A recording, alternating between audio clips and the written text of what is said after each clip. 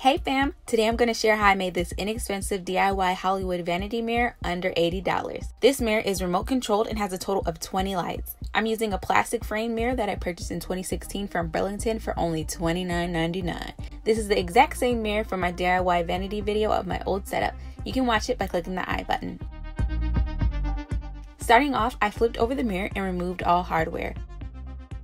I ripped off the paper backing first, then unscrewed the hooks for hanging the mirror.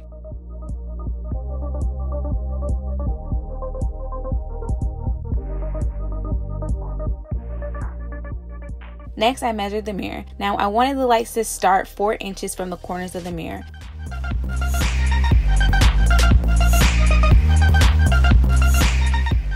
I used a white crayon to make my marks.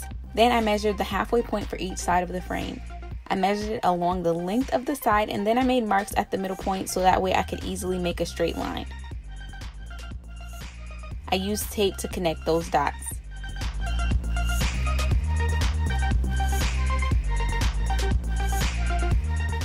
Next, I went ahead and measured every 4 inches on the frame.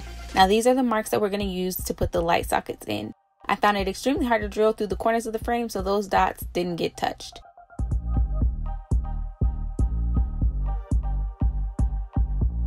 Now on to step 2, which is the real labor.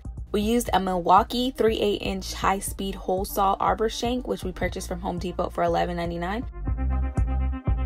And then we used a 3/4-inch hole Dozer hole saw. I recommend that you take your light socket and make sure it fits through the size of this hole saw. I didn't do so, and I ran into some issues that I had to fix later. So first we made small holes on top of the tape, which is the center point of the frame. My husband is following the white marks that I made every 4 inches that indicate where the lights will go. And once those holes are drilled, you can go ahead and remove that tape. Next, we attached the hole Dozer saw to the Arbor shank and drilled 2 holes without any problems. But girl, when we got to our 3rd hole, it got stuck. So after Googling, our best hack was to try using ice water. We swirled the hole saw into the ice water and then drilled it through the frame with no issues. We also tried using water and putty, but that didn't even help as well.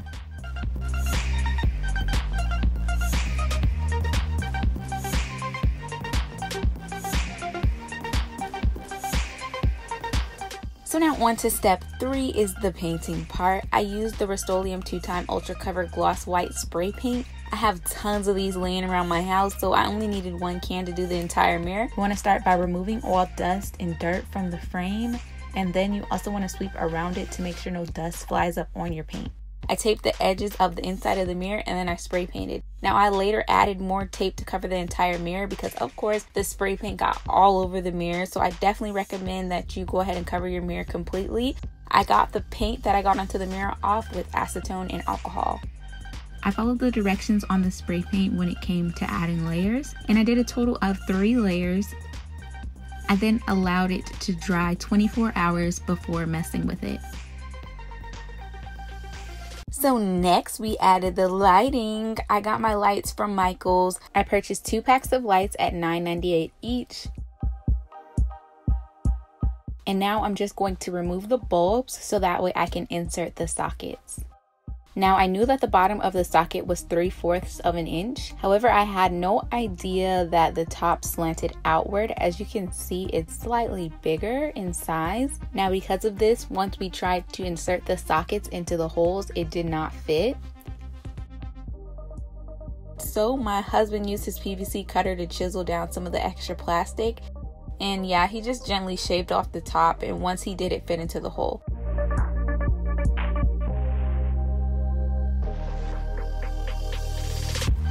I then started installing the lights, and then I cut off the excess sockets from the second string of lights. Each set comes with a total of 16 lights. I have a total of 20 holes, so I needed to cut off 4 more from the second set of lights. So I cut the string after the 5th light, and I realized I didn't need the 5th socket, so I ended up cutting that off as well. And then I just sealed the ends of that cord with electric tape.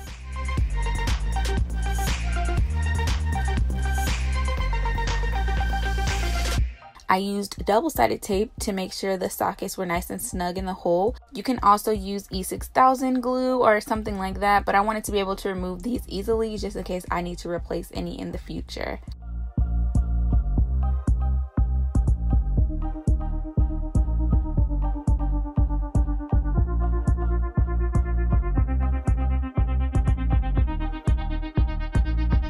Once I had them snug in the frame, I just tested the light to make sure it worked, and yeah girl, it was all good.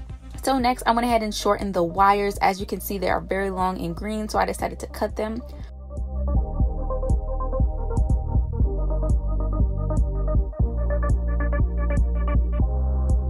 So once I shortened them, I cut each side in half, releasing the two sides of the cord. I then used the scissors to cut off the plastic casing so that the wires were exposed. Wire cutters are the best for this, but mine were dull and I wasn't about to buy no more for this project.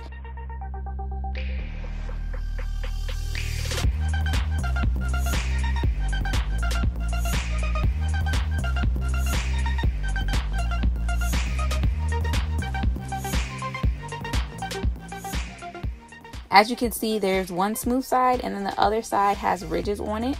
You want to match the smooth sides together and the rigid sides together. I put the wires side by side and cut off the excess wiring to make sure that they were nice and even. Then using pliers, I twisted them around in a circle.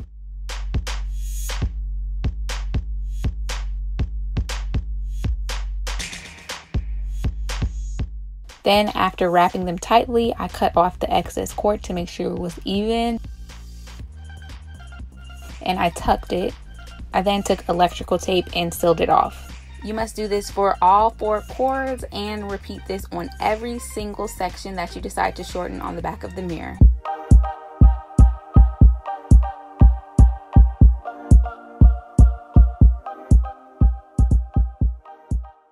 Next, I added a white extension cord which will come out the side of the mirror and plug into the wall. I cut off the plug to the extension cord and the plug to the lights. Again, each cord has a smooth side and a rigid side. So I'm connecting the smooth sides together and the rigid sides together using the same exact method that we just went over.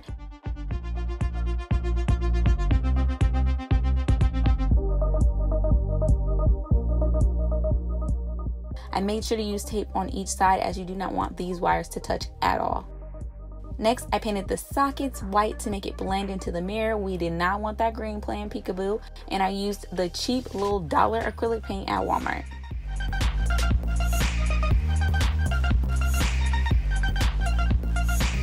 Then I added my remote. I purchased this electricity zap one from Amazon for $11. It comes with a remote and a battery as well as the plug and a manual.